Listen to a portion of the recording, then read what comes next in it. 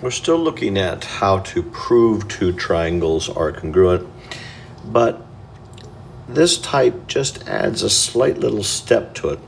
And to be able to handle that step, I need to go back and remind us a little bit about congruent statements and what it really means to be congruent. Remember that we said if this triangle is actually congruent to this triangle, then there would be some things that we would know. We would know all of the congruent parts would match ones over here. So AB would match up with segment DE. BC would match up with segment EF. Segment CA would match up with FD. In other words, all of the parts here, if I know they're congruent, will have a matching partner over here. Likewise, that would be true about the angles too. So angle A in this position would match up with angle D, and then B with E, and C with F. This is basically saying when two things are congruent, all of these things become known.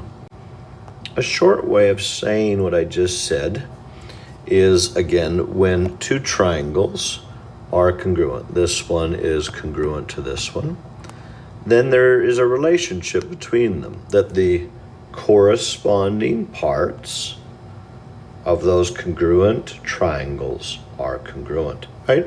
There's a side here congruent to a side here, there's an angle here congruent to an angle there, and so on and so on and so on. And this is called the corresponding parts of congruent triangles are congruent. This is a nice little short way of saying, hey, all of these things are congruent. So why did we remind us of that? Well, some proofs are going to change just slightly. I want you to look at the proof down below and how the proof line does not say what it said for the last couple of modules, which is prove the triangles to be congruent. It's to prove that the angles are congruent. Now let's go back up here for just a second. In the proof below, notice that the proof line wants to know about two corresponding parts. So to handle a proof like this, we're first going to prove that the triangles are indeed congruent, and then we're going to use that to prove that the angles are congruent by corresponding parts of congruent triangles are congruent. In other words, if you can tell me that this triangle is congruent to that triangle, then you can name any of those congruent things by CPCTC. Corresponding parts of congruent triangles are congruent. Let's do one of these. All right.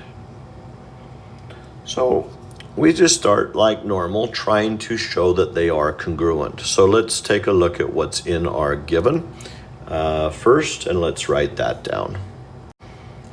Ultimately, what that means is we know this is equal to this, and we know this is equal to this.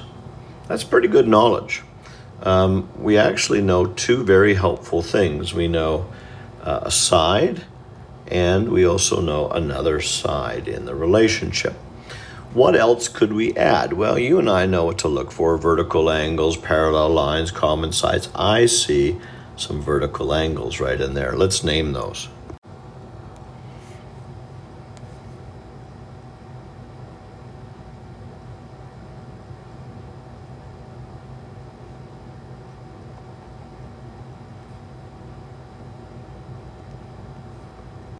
For me, I'm able to say that yes, indeed, the two triangles are congruent to each other by side angle side. Now notice that is not what they wanted us to prove, but we definitely needed to do that first so that we could then say, well, wait a minute, if they are congruent to each other, which indeed they are, then all of the corresponding parts match, which would mean for us something very important, that D, angle D, would equal B, and would equal D. That would definitely be true because the corresponding parts of congruent triangles are congruent. This is a real thing. It's universally accepted in the math community. That isn't just a me thing. Let's try one more. Here is our given. We're going to write that down. I do want you to notice that in our given there are some words, so we're going to have to do a little translating here.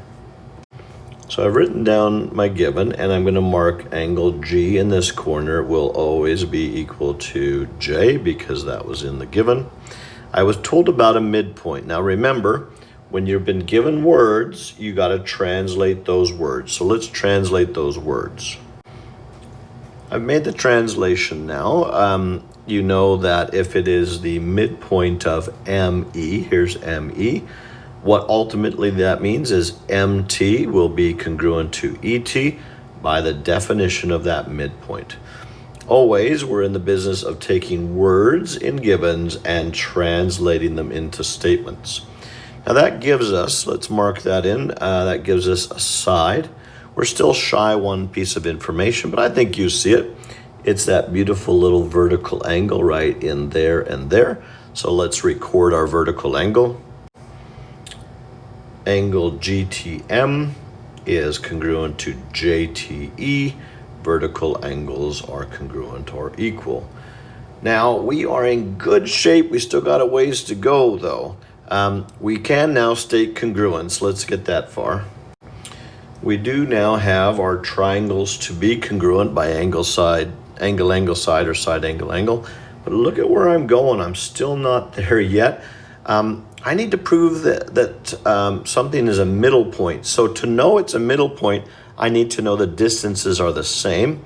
And I can say that now because if it's true, which it is, that our triangles are congruent to each other, it then is true, now watch what I'm going to say, is that GT has to be congruent to JT because of CPCTC.